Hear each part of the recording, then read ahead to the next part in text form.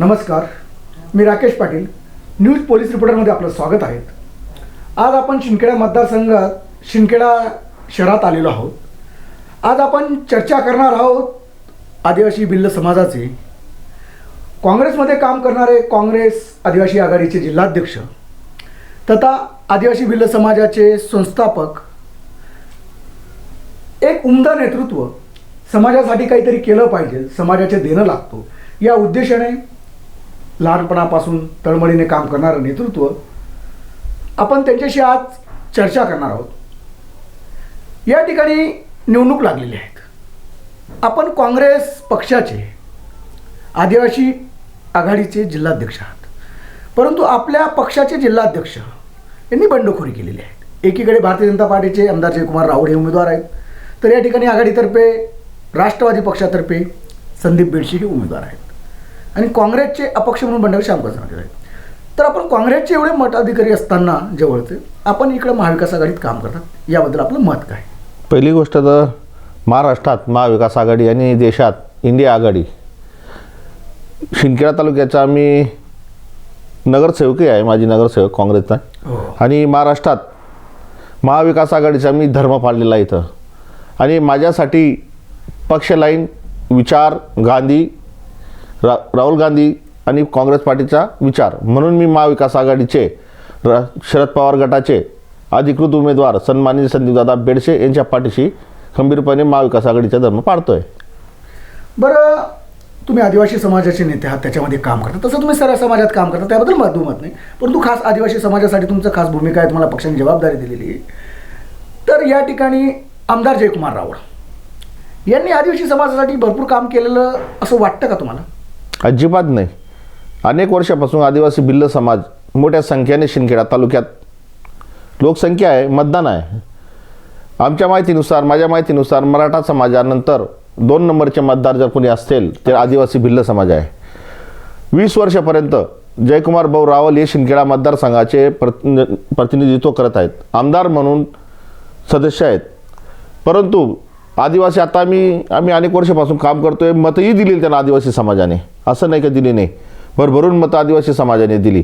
परंतु तुम्ही धावलं तर शेवटचे टोक आमचं पळावत या पूर्ण तालुक्यात फिरून पहा. आदिवासी समाजाच्या वस्तीमध्ये, आदिवासी समाजाच्या वस्तीमध्ये आमदारनी तिथला एकही काम नाही. तुम्हाला मी जिवंत उदाहरण देतो शिंदखेडा शहरातला. शिंदखेडा शहर हे तालुक्याचे ठिकाण आहे. मीही नगरसेवक म्हणून काम केलेलं आहे, परंतु विरोधातमध्ये बसल्यामुळे इथं नगराध्यक्ष BJPचे, इथं आमदार BJPचे, खासदार BJPचे होते, वरती सत्ता त्यांची होती, केंद्रात राज्यात सत्ता त्यांची होती, आणि काही काळ मंत्री. सुप्रीम कोर्टचा असा निकाल आहे का भारतातला राहणारा आदिवासी समाज हा मूळ निवासी आहे, इथला रहिवासी आहे. परंतु जयकुमार भाऊ रावलच्या यांच्या जिथं नेतृत्व करताय शिंदखेडा तालुक्यात, या शिंदखेडा शहरात एकही घरकुल, पंतप्रधान घरकुल योजनेचाही लाभ नाही, शबरी घरकुल योजनेचाही लाभ नाही आदिवासी समाजाला. इथं 8 ते 10 हजार लोकसंख्येच्या शिंदखेडा शहरात आदिवासी भिल्ल समाजाची वस्ती आहेत मोठमोठ्या, परंतु एकही वस्तीमध्ये पंतप्रधान घरकुल योजनेचा लाभ नाही. तिथं गटारीची व्यवस्था नाही, लाईटीची व्यवस्था नाही, रस्ते नाही. म्हणून आम्ही का आता जयकुमार भाऊ रावलांना मतं करायची, म्हणून आम्ही प्रखरपणे महाविकास आघाडीचे जे अधिकृत उमेदवार आहेत संदीपदादा यांना आता आम्ही संकल्प केलेला. यांचे 20 वर्षापर्यंत आम्ही यांच्या पाठीशी होते आदिवासी समाज, परंतु आता आम्ही आता प्रखर विरोध करणार, कारण की कामच नाही तालुक्यात जयकुमार भाऊ रावलांचं. परंतु त्यांनी तुम्हाला आदिवासी समाजाला बहुतेक ठिकाणी एकलव्य महाराजांचा देवाचा पुतळा दिला, वीर एकलव्यांचे पुतळे वाटले. महाभारतात असं म्हटलं जातं, महाभारतातही एकलव्यावर अन्याय झालेला आहे, आणि तेच परंपरा मनूला मानणारी भारतीय जनता पार्टीचे आमदार सन्माननीय जयकुमार भाऊ रावल 20 वर्षाचे ते इथं लोकप्रतिनिधी करत आहेत, आमदार म्हणून भूषवत आहेत.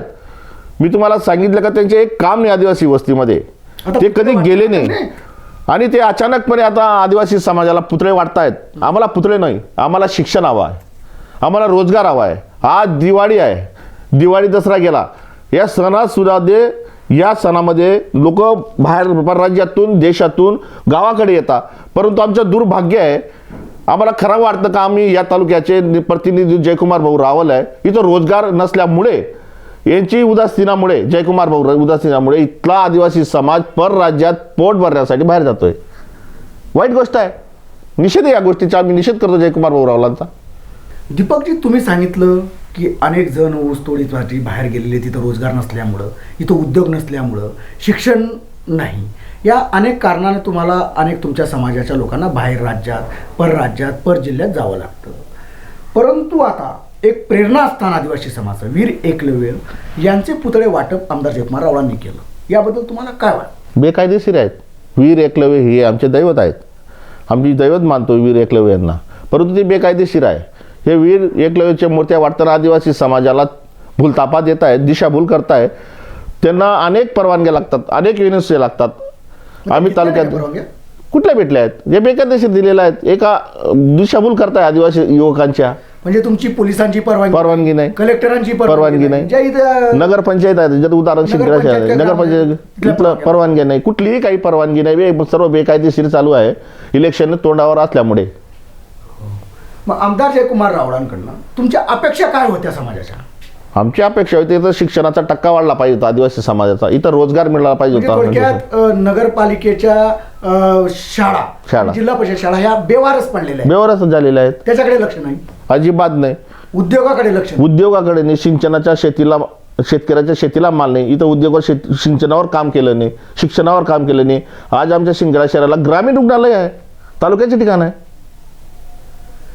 बरं, आमदार जयकुमार रावळ मंत्री देखील राहून चुकलेले आहेत, केंद्रात राहून राज्यसभा, ते फडणवीसचे उजवे हात म्हणून ओळखले जातात. तर फडणवीसांकडनं त्यांनी तर भरपूर काही निधी वगैरे काही करता आला असतं, त्यांनी केलं असावं ना. तुम्हाला तेच सांगतोय आम्ही. इथं ग्रामीण रुग्णालय आहे, यांनी पाहिलं पाहिजे, सरकारने पाहिलं पाहिजे. ज्या सरकारामध्ये ते आमदार आहेत त्या आमदारांनी त्यांनी पाहिलं पाहिजे का जयकुमार भाऊ रावळ स्मार्ट सिटी केली पाहिजे होती. परंतु इथं धूळ उड, तुम्ही मुख्य रस्त्यावर गेले इथं शिंदखेडाचे, तो धूळ उडते. व्यापाऱ्यांना विचारला पाहिजे हा प्रश्न. इथं ग्रामीण रुग्णालय आहे, शिंदखेडाचं आहे. शिंदखेडा हे तालुक्याचे प्लेस आहे, शिंदखेडा तालुक्याचे ठिकाण आहे. इथं शिक्षणाची व्यवस्था नाही, इथे एक मेडिकल कॉलेज नाही, एक इंजिनिअरिंग कॉलेज नाही. त्यांचा तर नारा होता ना, उद्योग, शिक्षण, सिंचन.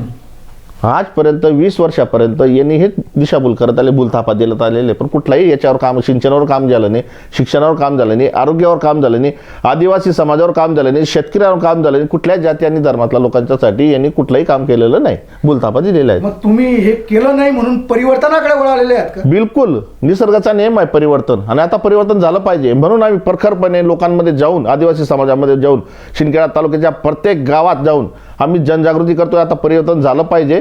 जयकुमार भाऊ रावळ सबसे अपयशी ठरलेले शिंदखेडा तालुक्याच्या विकासासाठी.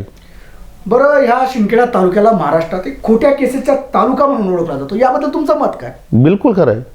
अनेक लोकांना खोटे गुन्हे दाखल आहे. आता माझ्या मावस भाऊ आहेत, माझा पुतण्या आहे, त्याच्यावर 307 लावली होती. आमची आपशी भांडण होती समाजामध्ये. हाफ मर्डर, कोणाचं काय खून वगैरे असं झालं होतं का? काहीच नाही, नॉर्मल होती, बिलकुल नॉर्मल, छोटीशी गोष्ट होती. 307 होतं. असं शिंदखेडा शहरात चालू. आणि मी याच्या आम्ही बळी नाही, आदिवासी समाज बळी नाही. अनेक मराठा समाजाच्या तरुणावर 307 आहेत, 395 आहेत. तुम्ही अशी कुठली जमात नाही, कुठली जात नाही शिंदखेडा तालुक्यात. फक्त त्यांना विरोध केला का त्यांच्यावर खोटे गुन्हे दाखल झाले. काल पवार साहेब आले होते तुमचे आघाडीचे नेते, त्यावेळी त्यांनी आमदार जयकुमार रावळचे सख्खे काका माजी आमदार बापूसाहेब रावळ त्या व्यासपीठावर दिसले, याबद्दल तुमचं मत काय? त्यांच्यावरही अन्याय झालेला आहे. त्यांचे पारिवारिक वाद आहेत. ते माझे आमदार आहेत, माझे आमदार जे काका असतात परंतु ते माझे आमदार आहेत, त्यांच्यावर पारिवारिक त्यांचे वाद सुरू आहेत प्रॉपर्टीवरून. त्यांच्यावरही अन्याय केलेला आहे जयकुमार भाऊ रावळांनी. त्यांच्या फॅक्टऱ्या बंद पाडल्या, विस्कून घेतल्या, हो, लोकांना बेरोजगार. अनेक वर्तमानपत्रात आलेले आहे ते, आणि सत्यता आहे, त्यांनी ती बोलून दाखवली. मला खंत आहे म्हणे मी. बरं, आता तुम्ही या शिंदखेड्यातील तुमच्या आदिवासी बांधवांना आणि तुमच्यावर प्रेम करणाऱ्या मतदारांना काय संदेश देणार की तुम्ही काय केलं पाहिजे?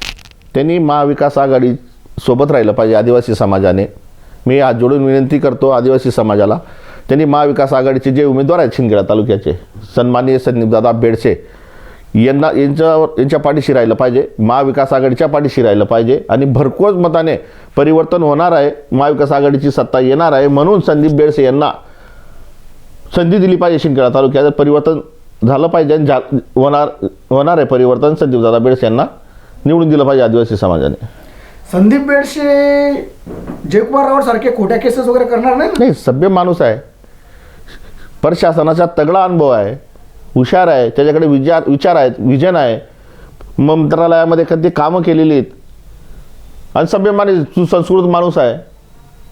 म्हणून त्यांच्याकडून आता लोकांची अपेक्षा आहेत आणि परिवर्तन होणार आहे, ते आमदार होणारच आहेत, म्हणून लोकांची अपेक्षा त्यांच्याकडून आहेत आता संदीप बेडसेकडून. धन्यवाद दीपक भाऊ. तुम्ही आमच्या न्यूज पोलीस रिपोर्टरला या शिंदखेडा मतदारसंघाच्या जनतेसाठी आणि आदिवासीसाठी जी सूचना केल्या आणि आम्हाला मुलाखत दिली आणि आपले मनोगत व्यक्त केले. तुम्ही खऱ्या अर्थानं शिंदखेडा मतदारसंघामध्ये जो अन्याय अत्याचार थांबला पाहिजे, जुलमी राजवट उलटवण्यासाठी जे पाऊल उचलले आहे, तुम्ही लोकांना सांगितलं आहे की तुम्ही काय करावं. आता 20 तारखेला मतदान आहे, 23 तारखेला निकाल आहे. पाहूया या शिंदखेडा मतदारसंघामध्ये पाचवीनडा जयकुमार आवड आमदार होतात की भाकरी उलटून सत्ता परिवर्तन होणार. आपण हे 23 तारखेला आपल्याला बघायलाच मिळेल. आपण पाहतात न्यूज पोलीस रिपोर्टर. आपण त्याला लाईक करा, सबस्क्राईब करा. जय हिंद, जय महाराष्ट्र.